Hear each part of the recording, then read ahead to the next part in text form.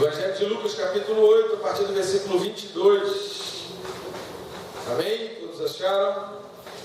Lucas 8, a partir do 22.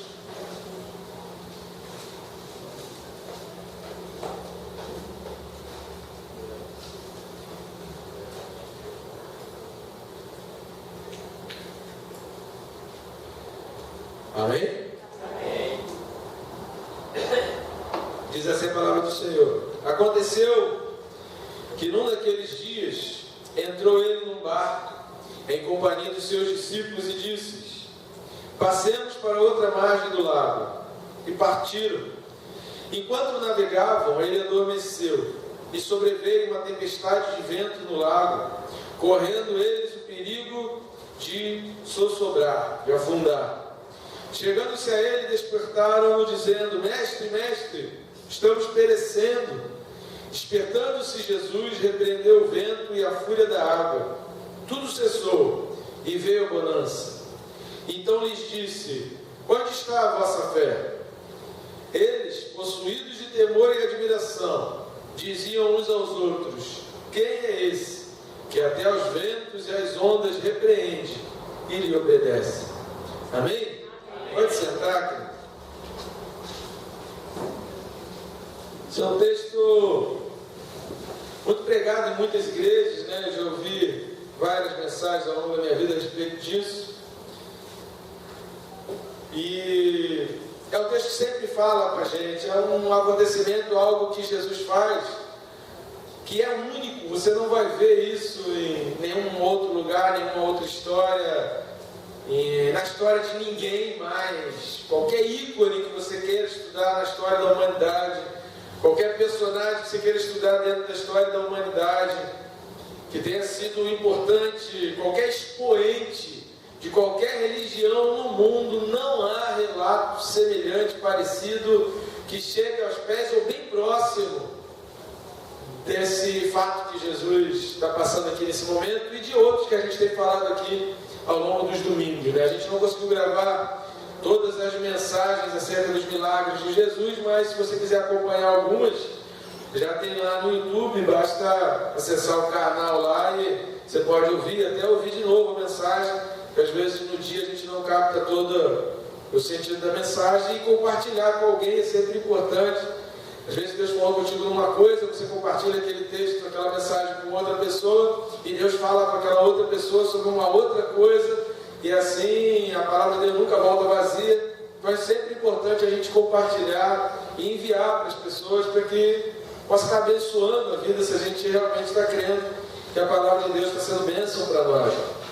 E dentro desse texto aqui, essa história narrada aqui por Lucas, eu gosto demais das narrativas de Lucas. Eles estavam num lago, e esse lago aqui era um lago que ficava cerca de 200 metros abaixo do nível do mar, e ele ficava numa posição perto de umas montanhas rochosas, né, próximo a umas paredes, as paredes montanhosas, né, imagina aquelas paredes montanhosas muito altas. Então o vento, ele batia ali, então era muito comum ter aquelas correntes de ar e o vento bater ali, circular, e isso levantar a água do lago, visto o lago ser bem grande, e aí provocava essas correntes que eram repentinas, essas tempestades a ponto de sacudir totalmente o barco. E os discípulos de Jesus ali, lembrando sempre, voltando a lembrar aqui que a gente está no início da caminhada de Jesus Cristo aqui, e os discípulos ali com Jesus, enfrentando aquela dificuldade, de repente eles se veem em que situação? Ameaçados, o barco ameaçado de afundar, o barco passando por uma situação complicada, o barco prestes de ir a pique, e olham para Jesus, e Jesus está como? Dormindo. E eles olham lá e Jesus dormia, sono solto. Deu aquela, como diz uma amiga minha no trabalho, né? Deu aquela cochiladinha de 2 horas, né? Hoje eu dei uma cochiladinha de 1 hora. Pisquei o olho assim e falei assim: eu não posso dormir não, senão eu vou me atrasar, né? Mas aí eu fiquei pensando assim: pois que horas que será que são? Deitei tal hora, né? Mas eu falei, não vou dormir, só dei aquela piscada de olho, né? Aí quando eu olhei, já tinha passado 1 hora. Aí eu, gente, acorda que a gente está atrasado. Essa piscada de olho durou 1 hora, a piscada de olho. E aí Jesus deu essa piscada de olho, né? Essa cochiladinha, quando você vê, dormiu 2 horas. E o barco estava sacudindo, Jesus estava nem aí para o saculeiro do barco. Só que os discípulos estavam apavorados, os discípulos ficaram desesperados. E a pergunta de Jesus aqui no versículo 25, ela é determinante. Ela pergunta assim, onde está a tua fé? Né? Como Jesus pergunta para o coletivo, pergunta no plural, onde está a vossa fé? Essa é uma pergunta que muitos têm tentado responder ao longo da história. Eu já ouvi mensagens, por exemplo, né? Faz sentido, a gente não sabe profundamente exatamente o que está falando aqui, mas eu já ouvi mensagem do pregador dizer que ele queria que os discípulos tivessem a autoridade de repreender o vento, de repreender o mar. Pode ser que seja isso, mas a gente tem que lembrar aqui que está no início da caminhada dos discípulos. Pode ser que Jesus estivesse questionando a vida deles aqui, a fé, porque estavam passando por uma dificuldade e eles precisavam acreditar que eles conseguiriam sair por conta própria daquilo dali, daquela situação. Mas, meditando em cima desse texto, né, já desde a semana passada, uma coisa que Deus falou muito comigo e em torno disso. A gente está falando do início da caminhada de Jesus Cristo. E a própria pergunta dos discípulos aqui no final do versículo 25, essa pergunta dos discípulos, ela já traz a resposta. Porque depois de tudo os discípulos falam assim, quem é esse que até os ventos e o mar obedecem? E aí aqui que começa essa nossa jornada na fé. Quando Jesus pergunta, e Jesus pode estar perguntando para você nessa noite, onde está a tua fé? Esse onde está a tua fé, você pensa na tua fé como uma casa. Onde a tua casa está construída? Ela está construída numa ribanceira. Essa semana a gente tem acompanhado aí os transtornos em Belo Horizonte, na Bahia, no Espírito Santo. Eu estava vendo uma reportagem muito boa, né, sem querer fazer propaganda aqui da Record, mas tem tido os melhores jornais, tem sido a Record e a Band. Aliás, eu não assisto outros canais, né? E a Record estava fazendo uma reportagem, o rapaz mostrando lá, gente, umas construções assim, que os caras constroem umas colunas. Do pé do morro, o cara constrói uma coluna de 5 metros de altura, já faz o alicerce da casa e sai construindo casa de 3 andares, sem nenhum estudo, sem nenhum preparo. Onde aquela coluna está firmada? O cara não tem a menor noção onde aquilo está firmado. Como que essa casa vai se manter de pé aí? O cara não tem a menor ideia como aquilo vai se manter de pé. Aí chove, desce um pouquinho da terra, desmorona a casa toda. Foi assim a imagem, mostrou várias casas caindo. Por quê? Aí eu vou pegar essa pergunta de Jesus. Onde está a casa? A casa está em cima de um terreno instável. Sabe o que é um terreno instável?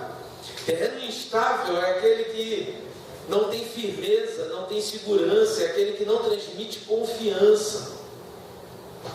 Presta atenção nisso. Terreno instável é aquele terreno que não transmite segurança, que não dá confiança, que não tem estabilidade, que não tem firmeza. Onde está a tua fé? A tua fé está depositada num terreno firme. Jesus ele fala assim, constrói a tua casa sobre a rocha, não constrói sobre a areia. Por quê? Bate o vento, bate a onda, vem a chuva, sobre a areia cai. Agora aquele que está firmado na rocha, Jesus diz, eu sou a rocha, eu sou aquela pedra fundamental, eu sou aquela pedra onde toda a construção firme e a construção que quer ficar para sempre precisa estar apoiada. Ele tem que ser a nossa rocha. Então essa pergunta de Jesus aqui, onde está a vossa fé? Eu entendo no questionamento dos próprios discípulos, quem é esse que até os ventos e o acostumam e obedecem, a própria resposta deles, eles não sabiam quem estava do lado deles. Querido, entenda uma coisa, a primeira coisa que vai dar força à sua fé, entenda quem está do teu lado, entenda quem está junto contigo. Você sabe quem é Jesus? Você sabe o amor que Jesus teve por você? Eu entendo aqui, e vim meditando essa semana, a ideia que Deus vem me mostrando com relação àquele momento da tempestade, não era exatamente que os discípulos fossem repreender, vento cessa, vento para, mar acalma, não era exatamente disso, mas está depositada onde? Às vezes a nossa fé está firmada onde? A nossa fé precisa estar firmada em Cristo, que não dá para a gente se sentir seguro, não dá para a gente avançar, não dá para a gente ultrapassar as torrentes, não dá para a gente ultrapassar as tormentas, não dá para a gente ultrapassar as tempestades, se a gente não souber quem está do nosso lado, se a gente não conhecer o Cristo a quem a gente serve, porque sempre vai vir um desespero se você não sabe que quem está do teu lado é mais forte que o vento, que quem está do teu lado é mais forte que a tempestade, que quem está do teu lado tem mais poder do que qualquer força contrária a você, vai bater o desespero. Imagina, querido, pensa aqui na situação. Enquanto navegavam, Jesus adormeceu. Aí veio a tempestade, versículo 23, né? De vento no lago, correndo eles o perigo de se assombrar. Chegando-se a ele, despertaram, dizendo: mestres, estamos perecendo. Mestre, será que você não está percebendo que a situação está ruim? Quantas vezes a gente ora assim com Jesus? Aí aqui está aquele exemplo da oração que não se deve fazer. É óbvio que Jesus sabe o que está acontecendo, querido. Vocês acham que aquele barco iria naufragar com Jesus dentro? E se naufragasse, Jesus não ia conduzi-los? Jesus fez eles andar, fez Pedro andar sobre as águas, Jesus caminhava em cima do mar. Vocês acham que aquele barco, mesmo se ele virasse, Jesus não ia socorrê-los? A gente faz esse tipo de oração: Senhor, o Senhor não percebe a minha vida que está ruim?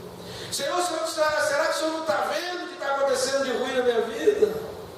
Será que o Senhor não sabe o que está tanto acontecendo de errado comigo? Como se Jesus não tivesse poder sobre o problema que está vindo contra você. Como se Jesus não tivesse a firmeza, a segurança, não fosse essa terra em que você pudesse confiar para entender: eu sou maior do que isso que você está passando na tua vida. Eu sou mais forte do que essa tribulação que está vindo contra você. Eu sou mais forte do que esses que vêm contra você. Geazi uma vez chegou para Eliseu e falou assim: Eliseu, a gente está perdido. Está vindo um exército contra nós. E está só eu e tu aqui, cara. Está só eu e tu, e agora? Geazi fez a mesma coisa aqui. Tu está aí tranquilão, Eliseu? Está aí? Tranquilo. O que Eliseu faz? Senhor, abre os olhos dele. Queridos, às vezes você acha que Deus não está vendo, mas é que você que não está enxergando. Quantas vezes Deus cansou de enviar anjos para te proteger, vindo para a igreja, voltando para a igreja, indo para o trabalho, voltando para o trabalho? Quantas vezes Deus enviou anjos, sabe, para te socorrer? Eu já passei por uma situação do carro enguiçar em frente à favela do João. Aí o pneu do carro falou: querido, aquele dia nunca mais eu esqueço daquele dia. O pneu do carro falou: eu vindo para cá, vindo para a igreja aqui, aí em frente à favela do João ali, o pneu do carro furou, tive que encostar o carro. Aí eu falei: Jesus, eu não posso ficar muito tempo aqui, senão nem minhas calças sobram. Querida, apareceu um cara desse tamanho. O que houve? O pneu furou. Me dá um macaco. Cara, ele pegou o macaco, ele levantou o carro. Aí ele começou a tirar e girou. Eu falei: não, peraí, eu te ajudo. Senão ele começou a girar, tirou a roda, que em 2 minutos ele tirou a roda do carro. Se me acompanha aqui, aí ele pegou a roda do carro, a gente foi atravessando pela Avenida Brasil, pelo meio da Avenida Brasil, o posto de gasolina ficava, sabe, uma distância longa lá. Eu falei: Jesus Cristo, o que está acontecendo aqui que eu não estou entendendo nada? O camarada pequenininho, o pneu furou. O cara saiu arrastando meu pneu e eu correndo atrás dele, né? Esse cara vai levar meu pneu fora, vai levar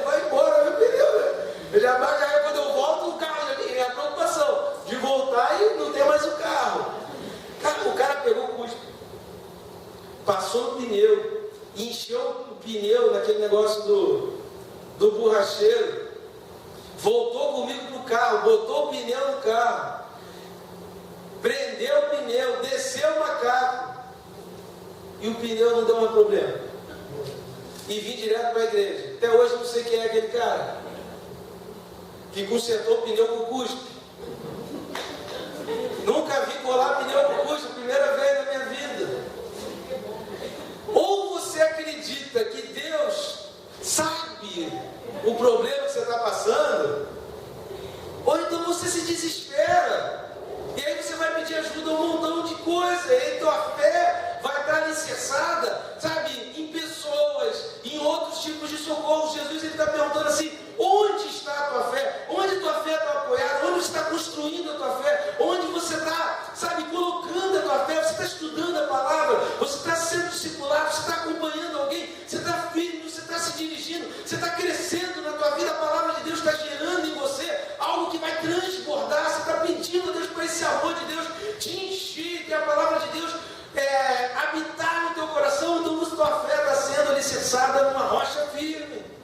E aí pode vir o vento, pode vir o desespero, pode vir o que for, você não vai ter medo, porque você olha para o lado e você sabe, Jesus está comigo no barco. Quantas vezes você consegue olhar para o lado na hora da dificuldade? Por que adianta ter fé quando tudo vai bem? A gente precisa de fé nas horas difíceis. A nossa fé, ela é posta em ação nas tribulações. Um bom marinheiro, imagina, quem já voou de avião aqui? Já fez viagem de avião? Joga mais hora. Imagina você entrar no avião. Imagina, quem não entrou, quem nunca andou de avião pode também, imagina aí, visualiza a cena. Você entra no avião, aí de repente alguém anuncia: gente, queria dar boas-vindas